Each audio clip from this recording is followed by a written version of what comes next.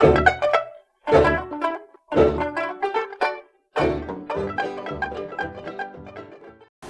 friends, this is the MrsVolfie from our half-acre homestead. Today I'm starting a series on gluten-free cooking. Now, we are not gluten intolerant as far as I know. However, a lot of my family is, and we have a family gathering coming up. So I'm going to do some experimentation. But before I start any baking, I have to make a gluten-free flour. Now, gluten adds elasticity to your flour, and it is prevalent in things like wheat. Okay, so what we need is we kind of need something comparable to a wheat flour to add elasticity. So what we're going to do is we're going to do a combination of flours that will give us a good all-purpose flour to bake with and cook with. All right. Now I have here, I went out and bought tapioca flour, but I found out that these tiny pearl tapioca can be ground into a flour. What you're going to need is guar gum or xanthan gum. Now the store I went to did not have guar gum. They only had xanthan gum, which is a corn product, but I'm pretty sure Bob's Red Mill their quality is bar none, and 9 times out of 10 you will find these in the organic section of the grocery store. So I'm really hoping this is organic, but we're not going to be using much anyway. So what you need is you need a protein, and for that I'm going to use this bag of chickpea flour that I've had hanging around that I wasn't sure that I knew what to do with. And this, some people may know as garbanzo bean flour. So I have that. I have some white rice flour, and of course my tapioca starch. Now if you can't find white rice flour or tapioca starch, you can use your blender, okay? And just to show you, I've got my blender here, and in it I put in, I don't know, about 1.5 cups of brown rice, and I've just been taking my brown rice and grinding it. Now, you can use potato starch and potato flour, but I'm going to tell you, and you can make your own. You've seen me make potato starch, okay? But there is a difference between potato starch and potato flour. Tapioca starch is the same as tapioca flour. It's the same thing. Potato flour is cooked and dehydrated potato that has been ground. Potato starch comes from raw potatoes like I've showed you in the past.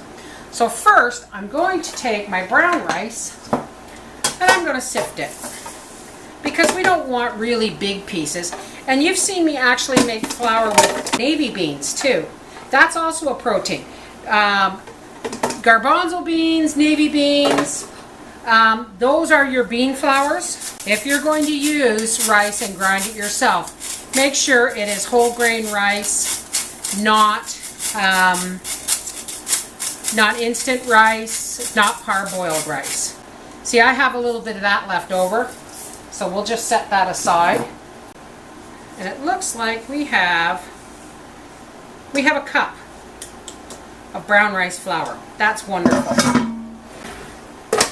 Let's start now with our flour mixture.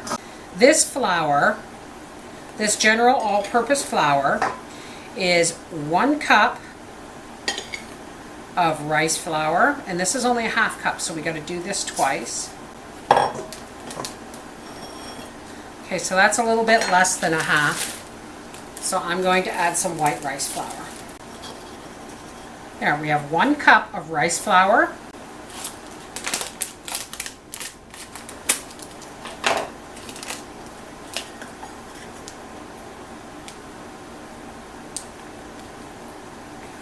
Protein, starch, and another flour filler. That's the ticket. So there's 1 cup of tapioca starch.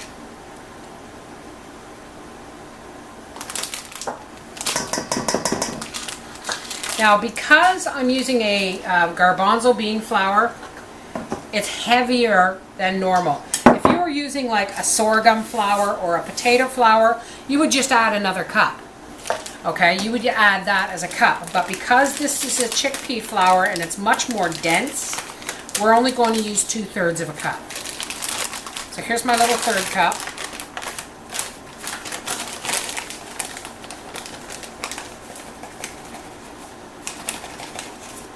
There's 1/3.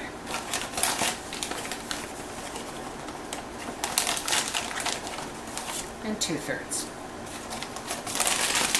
I'm actually going to make a bigger recipe than this, but I just wanted to simplify it for you. And we're only going to use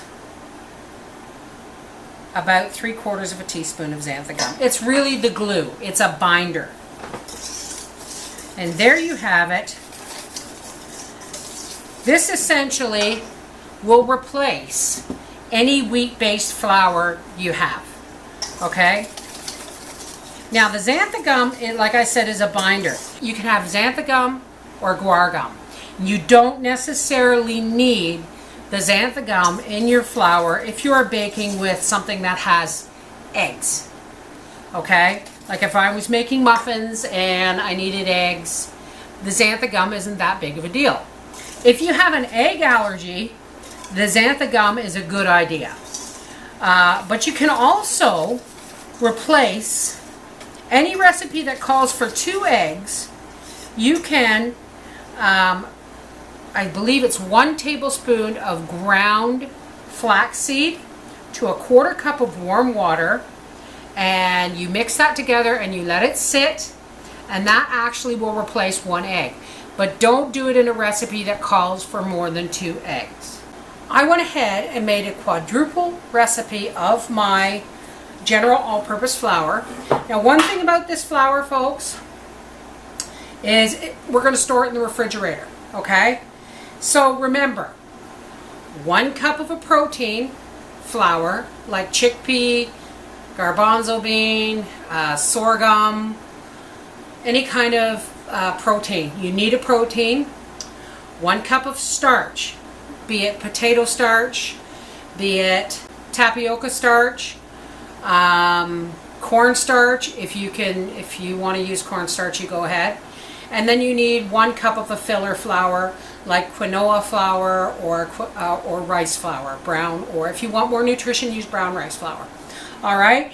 So 1 cup of protein flour, 1 cup of filler flour, 2/3 of a cup, in this case chickpea flour. If you're going to use sorghum, use 1 cup, and a 1/2 teaspoon of xanthan or guar gum. Mix and store in the fridge. And it is a good idea, because some of these flours have different weights, that before you use it, shake it up, or in this case, stir it with a whisk. As you can see by my shirt, this is my mother's old flour tin, and the lid doesn't fit as good as it used to, and I had a bit of an explosion. This is the Mrs. Wolfie from our half-acre homestead saying, stay tuned for some gluten-free cooking. Bye-bye.